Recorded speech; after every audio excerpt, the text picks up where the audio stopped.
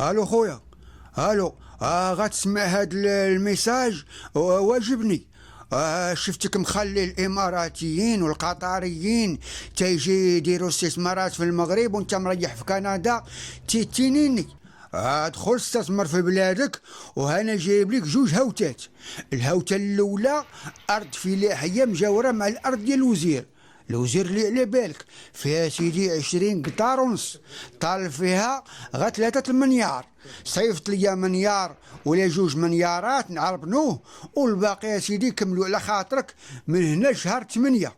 فهمتيني؟ الا قلتي هاد الهوته راك شيخه خاصك نجيك انديريكت. انا راه عندي غنيشان. الهوته الثانيه يا سيدي، الاحزاب ديال المغرب راه بداو يبريو على موالين الشكاره على قبل الانتخابات الجايه.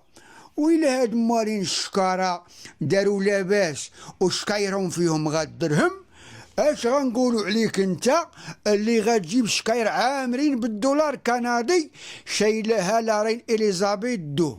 الحسنه مضمونه، العصابه مضمونه، فلوس الشعب مضمونه، الشفره مضمونه، واللي حصلك تتشفر تا هو بلاصتو في الحبس مضمونه. ولا كدبتيني سول هذاك العفريت ولد الخنيشات. ها انت قول لي شنو هي الهوته اللي غتدخل فيها. وي خويا، سمعت الميساج ديالك. دونك هاد الهوتات غندخل عليهم بجوج. وشوف ليا من غيرهم. كتب عليك الكذاب، الجالية المغربية بالخارج وسيرتو هاد الجالية اللي كاينة هنا في كندا كلهم فلوس.